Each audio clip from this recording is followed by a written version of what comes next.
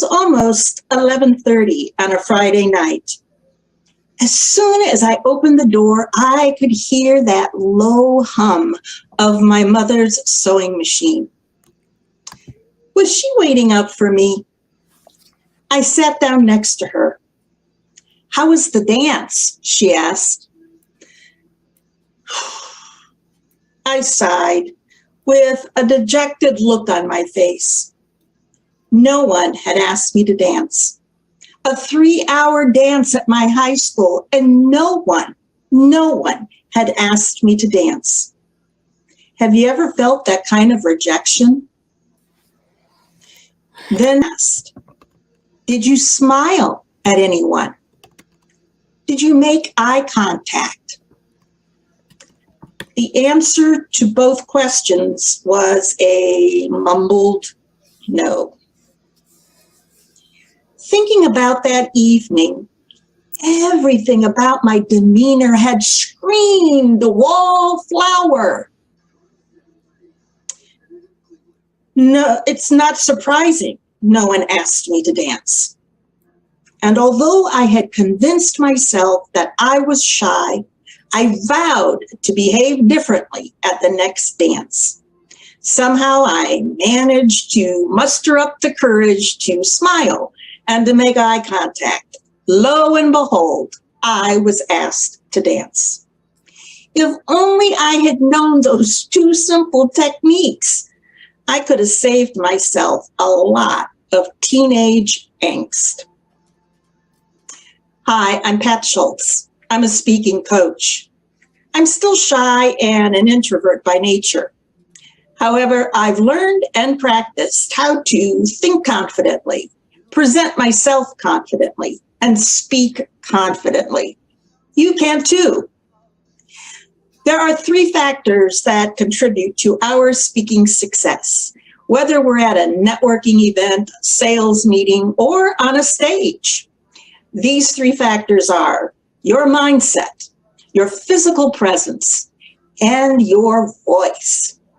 The icing on the cake is learning how to capture your audience through the power of storytelling.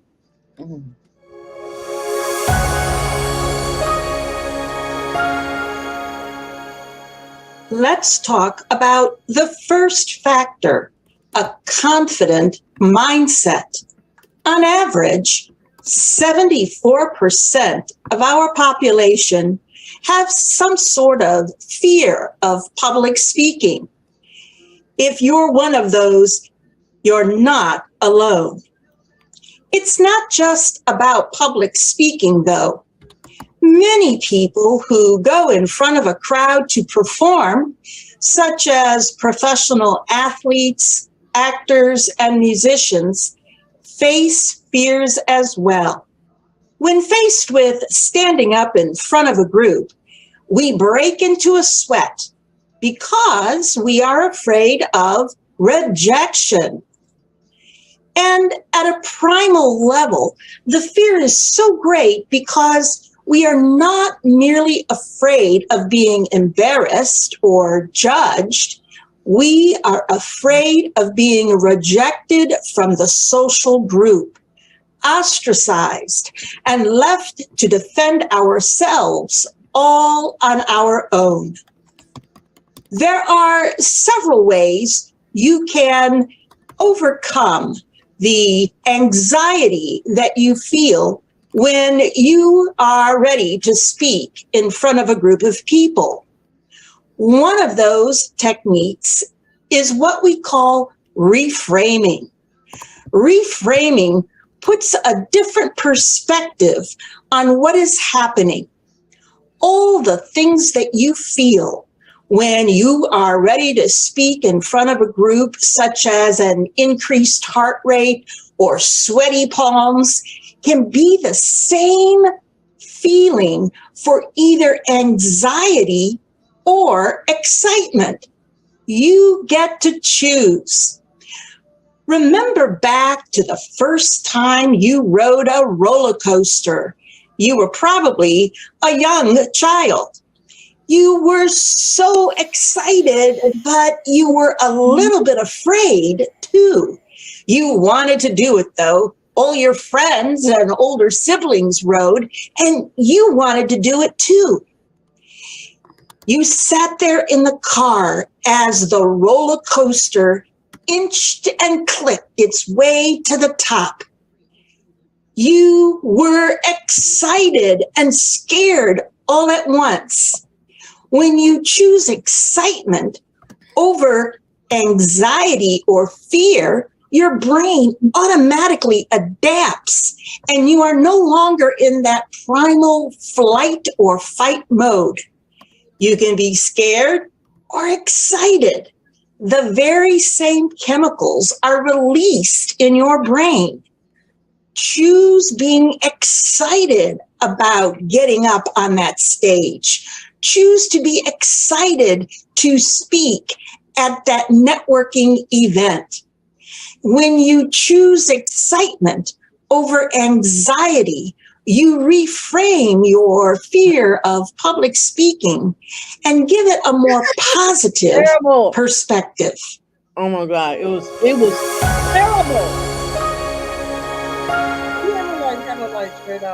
The second factor for success in public speaking is a confident physical presence.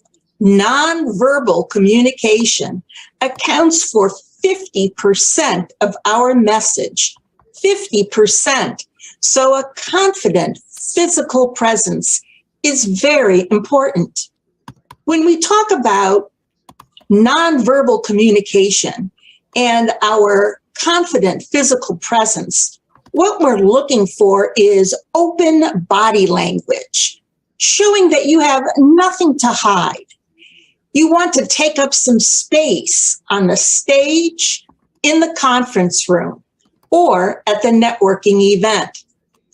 You want to position yourself or stand as a confident expert in your field. And use your eyebrows and your mouth. Your facial expressions can convey a variety of emotions. So smile when you're talking about something happy, and perhaps frown when you're talking about something sad. Here are some examples of open body language that shows the speakers have nothing to hide. They're taking up space. They're positioned as a confident expert. And remember, the eyebrows and your smile convey either a positive or negative emotion. These positions do not show confidence or authority. Try not to hide behind a podium. Don't have your elbows pinned to your body. And don't cover your body as if you're trying to hide something with your hands. As women, we need to learn to take up space. We're taught to sit neatly, quietly, without expanding too much. Now, let's be clear. I'm not saying we should sit with our legs spread apart as many men do. However, look at the picture of these four individuals sitting around in a networking type of situation. Each of the men is sitting in a big chair. The two women are sitting close together, taking up very little space on that sofa.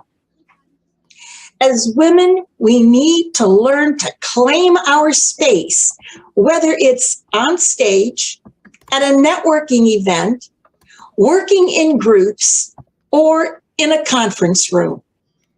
Remember, I said use your eyebrows and your mouth to convey different types of emotions. Your mouth isn't just for speaking. It can convey a wide variety of emotions, and your facial expression should be in harmony with the emotion that is contained in your message. In other words, you don't want to smile when you're talking about something sad, and you don't want to be frowning when you're talking about something exciting.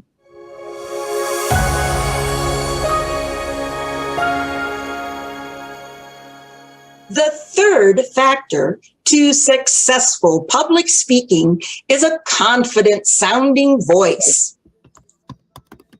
Our vocal variance accounts for 30% of our message, and the cardinal sin of public speaking is to be boring.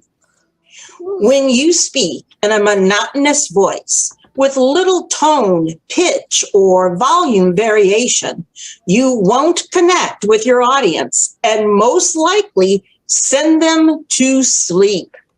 So what exactly do we mean by vocal variety?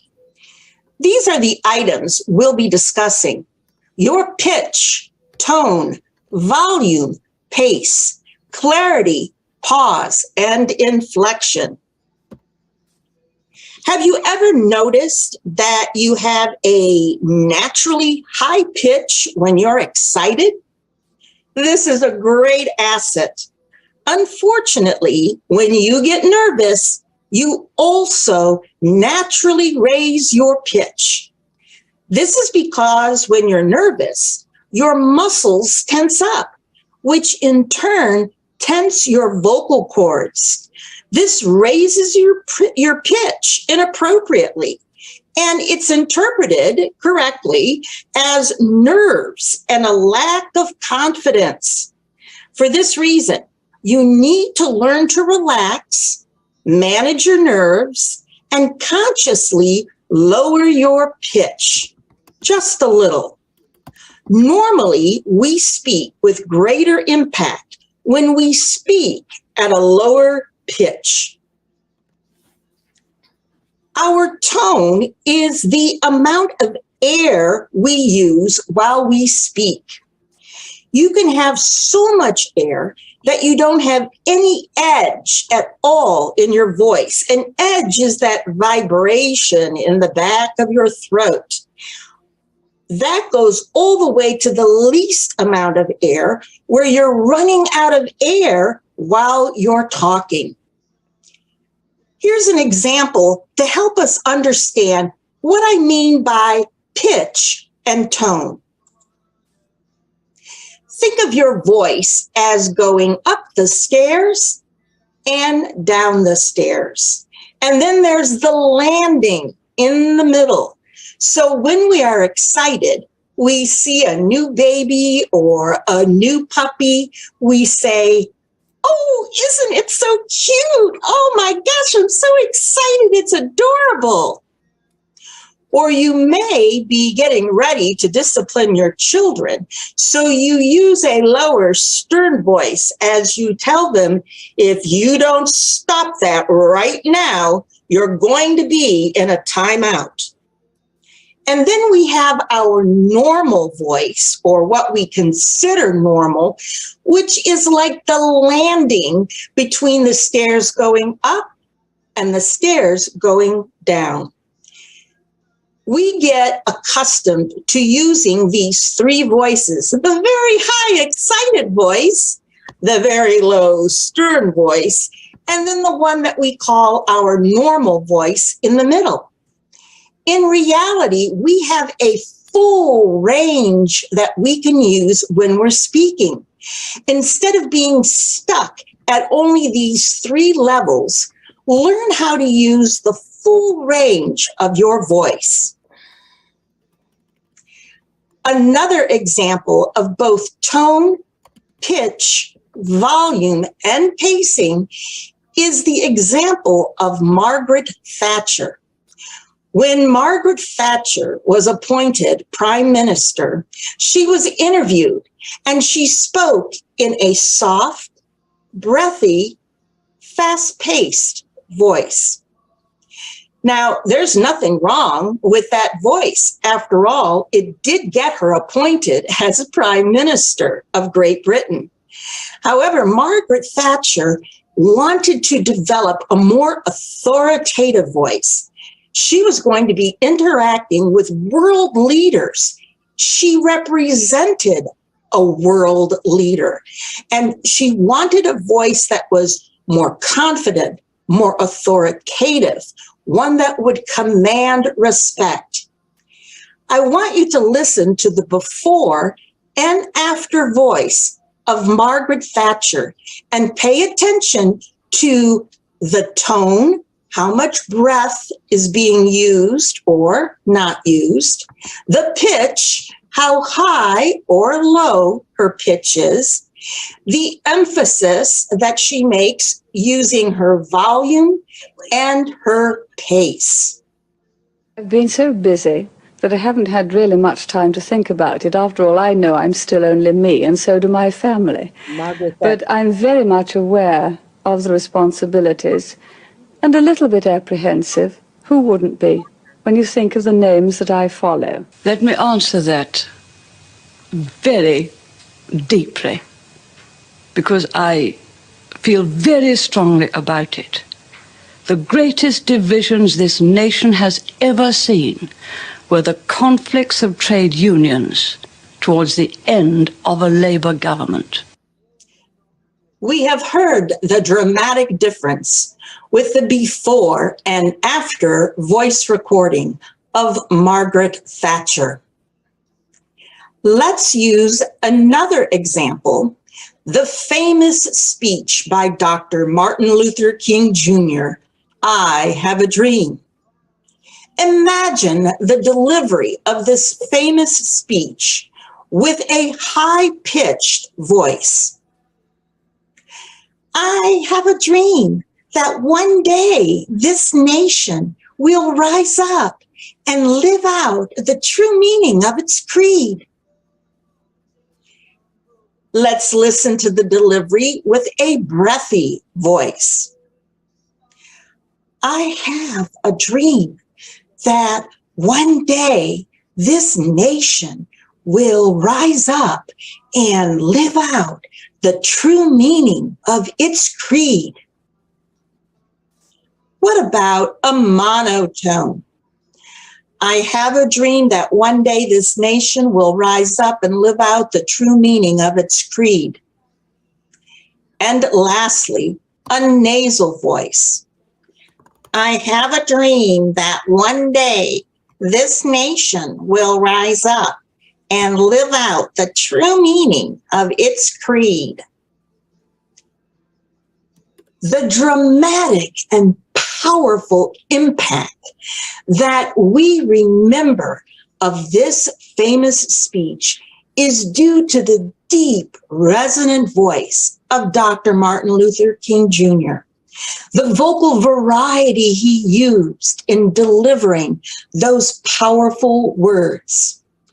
When you want your message to create an impact, a lower pitched, more resonant voice with vocal variety is going to create a message with power and impact, and one that is memorable, not just to the current audience, but for years to come. Let's try a fun and easy inflection exercise. We will explore how a simple line of text can be given a variety of meanings based on how you read the text using inflection. Inflection is a change in pitch or tone of your voice and can help give meaning to words. By using inflections, we can create context and give our words a wide variety of meanings. I will say this sentence, and each time I say the sentence, I will emphasize a different word. I didn't say she liked him. I didn't say she liked him. I didn't say she liked him. I didn't say she liked him. I didn't say she liked him. I didn't say she liked him.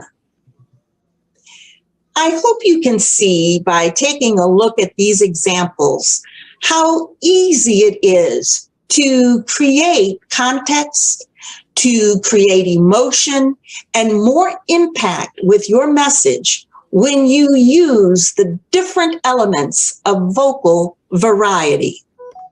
Vocal variety adds meaning, emotion, and color to your words. Normal volume can be adopted when you're being conversational. However, you should still be using naturally occurring vocal variety.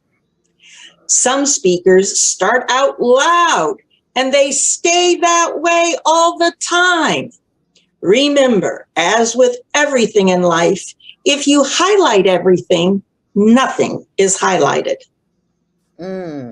Let's talk about your pacing.